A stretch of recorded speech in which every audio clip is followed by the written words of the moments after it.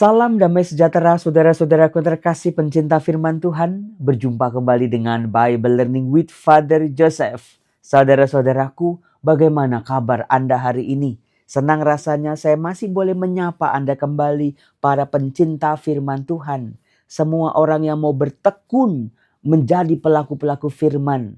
Mereka yang mencintai firman-Nya lebih dari yang lain. Saudara-saudara, terima kasih Anda sudah berlangganan, Anda sudah subscribe, Anda sudah setia membaca firman Tuhan setiap hari. Saya yakin dan percaya kesetiaan Anda pada firman Tuhan suatu saat nanti pasti akan berbuah baik. Itu keyakinan saya. Kalau kita mau setia, kalau kita mau bertekun menjadi pelaku-pelaku firman. Bagaimana tidak saudara-saudara? Firman yang ditawarkan hari ini betul-betul itu bicara buat saya juga, bicara buat Anda, saya yakin. Kenapa Romo? Nah, sebelum saya bongkar, coba ambil kitab sucinya. Ayo, yang di lemari, yang di tempat tidur, yang di bawah meja itu diambil. Coba baca bareng-bareng bersama dengan saya supaya Anda bisa menyimak, supaya Anda bisa mengikuti kata-kata firman ayat-ayatnya sehingga lebih mudah untuk dipahami. Kalau Anda mau juga silakan Anda ambil itu stabilo atau bisa juga pulpen.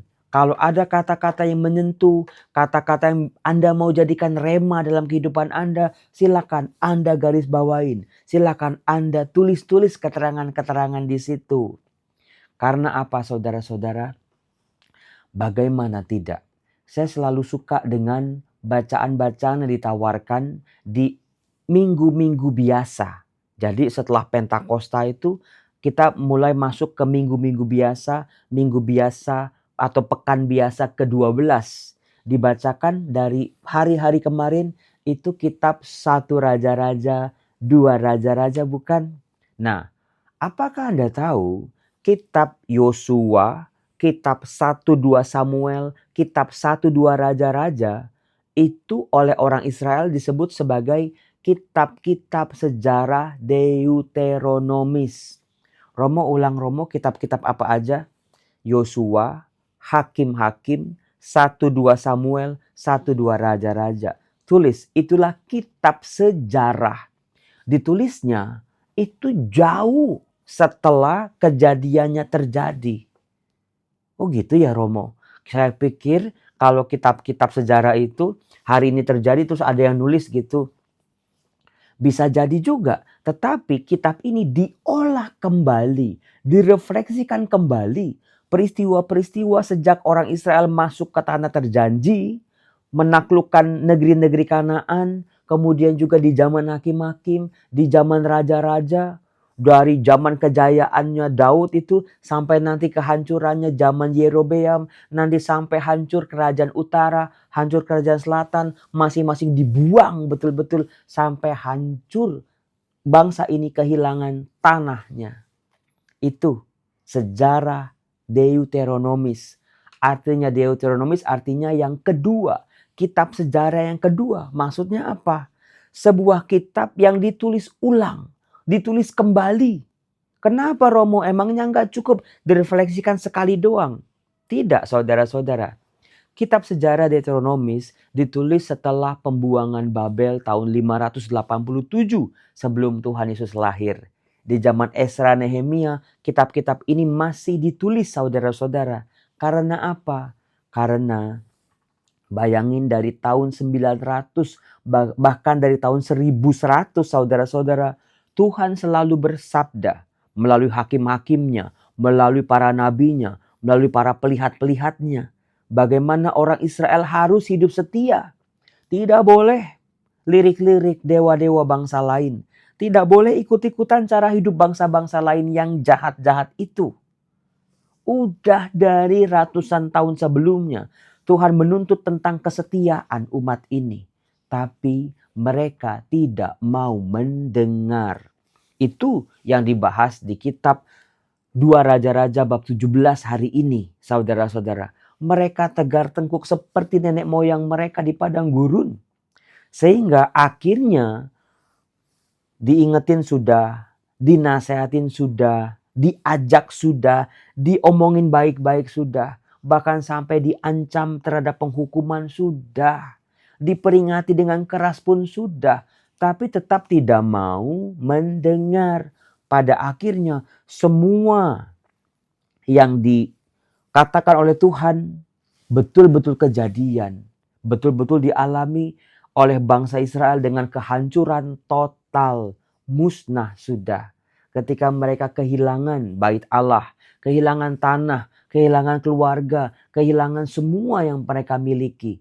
Mereka dibuang menjadi budak-budak, menjadi orang-orang asing di tanah asing. Nah, disitulah mereka menulis kembali. Kejatuhan mereka ternyata membuat mereka melihat kembali, belajar dari keputusan-keputusan di masa lalu.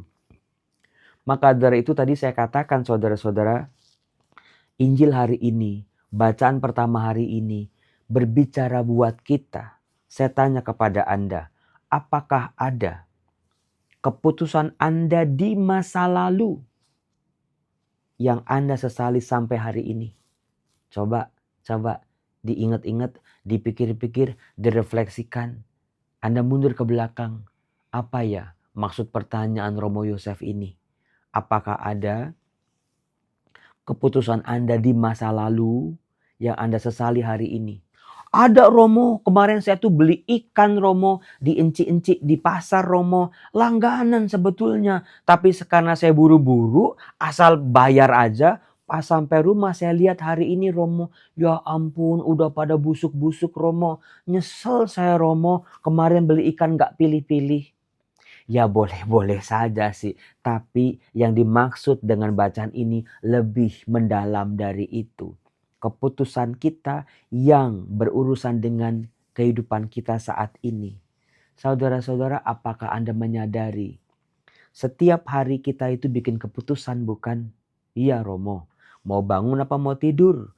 Mau naik apa ke tempat kerja? Mau pakai baju apa? Mau pakai sabun yang mana nih? Misalnya kalau Anda punya lebih dari satu sabun di kamar mandi ya. Anda mau pakai sepatu yang mana nih? Kalau Anda sepatunya banyak ya. Anda mau nebeng siapa nih? Anda mau sapa dulu nggak nih orang tua Anda sebelum berangkat kerja?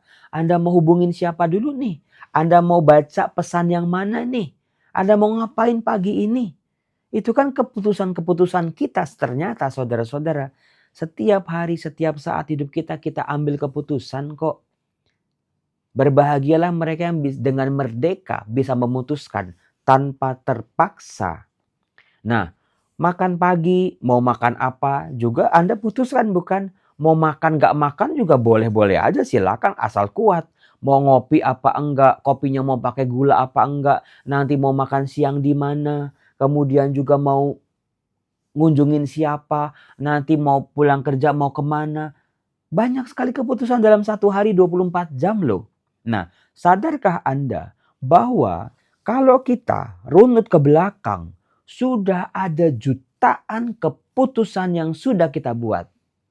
Dan percayalah saudara-saudara, keputusan kita kecil maupun besar, disadari maupun tidak disadari, sangat menentukan kehidupan kita. Keputusan kita inilah yang membelok-belokkan jalan hidup kita betul-betul hari ini.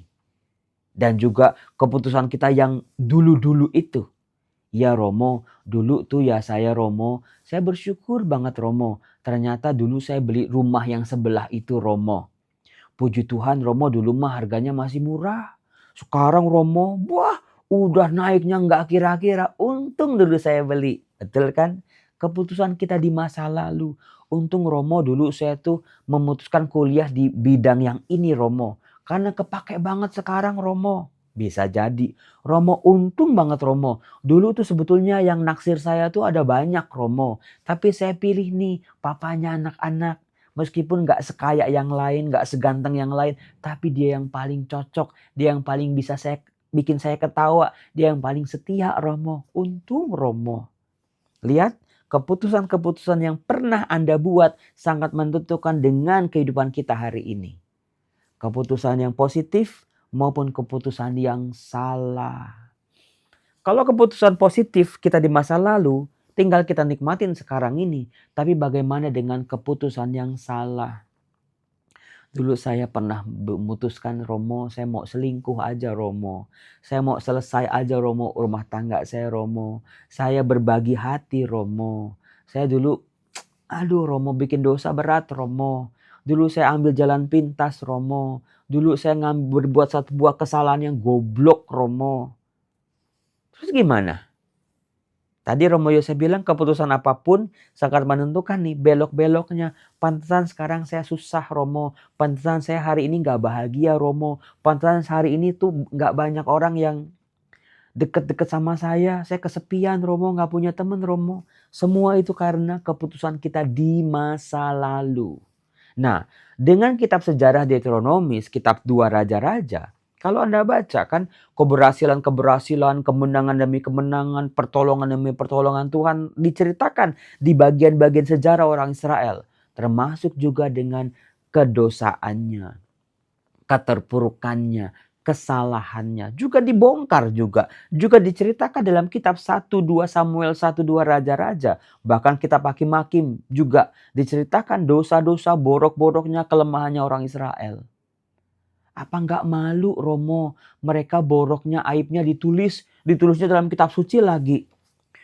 Tokoh ini bikin salah, tokoh ini bikin salah. Bahkan Raja Daud aja ada kesalahannya bukan di kitab sejarah Deuteronomis ini. Di kitab 2 Samuel, aibnya itu diceritain. Pasti bukan supaya dosanya diketahui oleh generasi-generasi berikutnya. Bukan itu. Tapi supaya manusia bisa belajar dari kesalahannya di masa lalu. Bisa berdamai juga. Keputusan di masa lalu kita nggak bisa balik lagi. Nggak ada pintu Doraemon. Kalau tahu begini, Romo, saya dari dulu udah nyicil emas, Romo, misalnya. Dulu kalau tahu gini saya udah beli Bitcoin, Romo, dari dulu. Saya udah investasi di sini, Romo. Tahu sekarang itu berkembang luar biasa. Udah beli, Romo, tanah di Bekasi, Romo, di BSD Alam Sutra. Sekarang rumahnya udah, waduh, mahal-mahal semua. Dulu masih bisa, tapi kenapa dulu saya nggak bisa memutuskan itu, Romo? Kita nggak bisa menyesali terus-menerus keputusan kita di masa lalu. Karena nggak bisa diulang, nggak bisa ditarik lagi. Tapi kita bisa belajar. Nah, ini dia maksud dari kitab sejarah Deuteronomis. Belajarlah dari masa lalu. Gimana itu keputusan kita di masa lalu? Keputusan orang tua kita, keputusan suami, keputusan istri, keputusan anak-anak di masa lalu. Gimana, Romo, kalau salah mengambil keputusan? Kalau salah pilih? Dulu kurang tahu, dulu kurang belajar, dulu kurang bijak, Romo. Nah, saudara-saudara, pas dengan bacaan Injil hari ini yang dibacakan dari Matius bab 7 ayat 1 sampai 5. Saya yakin Anda sudah menggarisbawahi ini, sudah distabiloin ini. Para pencinta firman Tuhan mah, Ibu Immanuel Agnes, udah pasti Bapak Boni dari Batam, udah pasti garis-garisin ini. Kalimat firman yang mengatakan dari bab 7 Matius ayat 1. Janganlah menghakimi supaya kalian tidak dihakimi. Betul nggak? Iya, Romo. Romo tahu aja ya, Romo. Romo tuh bisa ngeliat dari handphone ya, Romo. Kitab suci saya. Udah memang. Itu sudah saya garis bawain, Romo. Udah lama banget itu.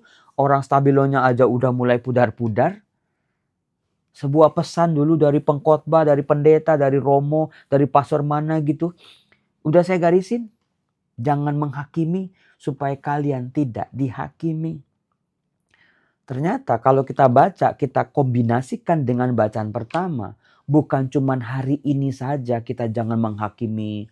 Tuh, si ini borok-boroknya. Ternyata memalukan, ternyata aib, ternyata dia nggak sempurna seperti yang kita pikirkan. Ternyata dia itu cuma pencitraan dan lain sebagainya. Aib orang dibongkar-bongkar, kesalahan orang dihakimi semena-mena. Kita nggak pernah tahu dia sudah ngapain aja. Dia udah berjuangnya bagaimana. Dia bagaimana mencoba untuk bertobatnya bagaimana. Karena kita dengar cuma setengah saja, nggak utuh, maka kita goreng. Bukan untuk hari ini saja pesan itu, tapi juga untuk masa lalu kita. Masa lalu kita. Keputusan kita di masa lalu seringkali masih kita hakimi. Kenapa ya aku begini? Kenapa aku tolol banget? Kenapa aku goblok banget? Kenapa ya? Itu kita sedang menghakimi masa lalu kita.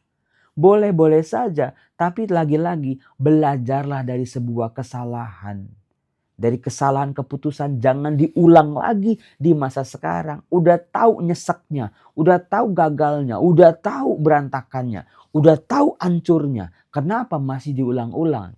Masa lalu tidak pernah menjadi pembelajaran buat manusia. Termasuk juga saudara-saudara, kita seringkali nyalah-nyalahin keputusan orang-orang di masa lalu kita, bukan? Masih nyalain orang tua. Kenapa mama begini? Kenapa papa begini? Masih nyalain anak. Kenapa kamu begini? Kenapa kamu begitu? Nyalain pasangan. Kenapa begini? Kenapa begitu? Sampai hari ini. Itu dia problemnya. Jangan kamu menghakimi supaya kamu tidak dihakimi. Termasuk keputusan-keputusan, tindakan-tindakan orang lain, diri kita di masa lalu. Karena apa saudara-saudara? Kalau kita masih suka nyalah-nyalahin di masa lalu, kebahagiaan kita di masa sekarang pasti dirampok. Kita nggak pernah maju-maju ini. Susah sekali ketidakbahagiaan, dendam, marah, benci, dengki. Itulah racun buat kebahagiaan kita hari ini. Diracun-racunin, dipengaruhin sehingga kita merasa kita nggak berharga, kita merasa kita menjadi makhluk paling malang di seluruh dunia. Biar orang-orang Malang aja yang namanya orang Malang, tapi kita yang tinggal di tempat lain jangan bilang kita ini orang Malang, apalagi paling malang sedunia. Jangan. Kita adalah orang-orang terberkati, termasuk orang-orang di Malang sekalipun, mereka juga adalah orang-orang yang diberkati, dikasihi oleh Tuhan. Saudara-saudara, dengan luar biasa indah Tuhan Yesus berkata, karena dengan penghakiman yang telah kalian pakai untuk menghakimi, kalian sendiri akan dihakimi. Hidup itu ada timbal balik, ada konsekuensinya. Gak bisa orang semenak-menak gitu ya, lemparin batu orang di jalanan. Ya pasti orang akan lempar balik atau minimal dia ditangkap lah, dimasukin ke penjara. Kalau dia lempar-lempar batu, coba aja Anda coba tuh, jangan coba. Anda bayangin aja. Di jalanan gitu Anda bikin jahat sama orang, gak kenal juga Anda jahatin. Semua akan berbalik kepada kita kok, termasuk penghakiman kita. Maka dari itu saudara-saudara, kuncinya lantas apa? Di sini saya belajar begini. Bagaimanakah engkau dapat berkata kepada saudaramu, biarlah aku mengeluarkan selumbar. Selumbar itu benang tipis ya. Dari matamu, padahal di dalam matamu sendiri ada balok. Seringkali kita itu gampang banget, jelas banget kalau ngeliatin kesalahan orang lain.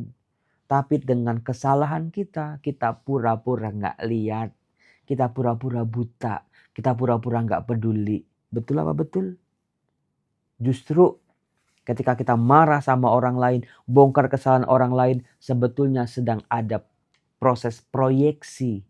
Artinya ada kelemahan di dalam sini yang kita gak terima, yang kita mau buang jauh-jauh tapi gak pernah bisa. Kok ada dalam diri orang lain? Kok dia gak apa-apa ya? Kok dia santai aja ya? Kok dia tuh enak aja ya? Aku aja berjuang dengan hal yang ini, kok dia punya juga. Tapi kok dia santai-santai aja, malah menikmati. Disitulah kita mencoba untuk membongkar kesalahan orang lain. Saudara-saudaraku, kesalahan orang lain, kelemahan orang lain adalah pembelajaran buat masing-masing dari kita hari ini. Cobalah mengerti, cobalah pahami, di balik ketidaksempurnaan orang lain, sebetulnya kita sedang diingatkan bahwa diri kita pun tidak sempurna. Lalu Romo, apakah terjadi nanti komunitas kalau udah yang satu salah udahlah dibiarin Romo, toh juga nggak ada yang sempurna juga misalnya ya, udahlah dablek semua, udah hancur aja semua, hancur bareng-bareng Romo, nggak perlu lagi diingat-ingatin. Saudara-saudara, makanya di Injil Matius itu ada yang namanya cara menegur, cara menghakimi. Ada orang-orangnya yang memang punya otoritas, yang memang punya wewenang untuk itu. Panggil empat mata, jangan di grup WA. Kalau dia nggak dengerin, panggil satu orang saksi lagi. Kalau nggak dengerin, bawa lebih banyak lagi. Coba diomongin bareng-bareng. Mudah-mudahan orang itu bertobat. Saudara-saudara, kalau kita seringkali ngomongin kejelekan, dosa, borok, dosa orang-orang lain. Ketika kesalahan kita dibongkar-bongkar sama orang lain. Anda seneng apa enggak? Kok dia begitu? Kok dia begini? Aku nggak gitu loh. Karena namanya gosip sekali dikeluarin udah nggak bisa ditarik lagi. Ya kali Anda ngomong gosip terus Anda tarik lagi. Nggak bakal bisa. Jangan ya itu salah, itu salah. Apalagi kalau udah di medsos. Itu nggak bisa dihapus juga sampai kapanpun. Rekam jejaknya. Maka kesalahan orang lain adalah sebuah panggilan buat kita untuk perbaiki diri kita sendiri. Dan juga bareng-bareng. Yuk kita perbaiki sama-sama. Salam damai sejahtera. Tuhan Yesus memberkati kehidupan kita. Dalam nama Bapa dan Putra dan Roh Kudus. Amin. Bye-bye. Tuhan berkati.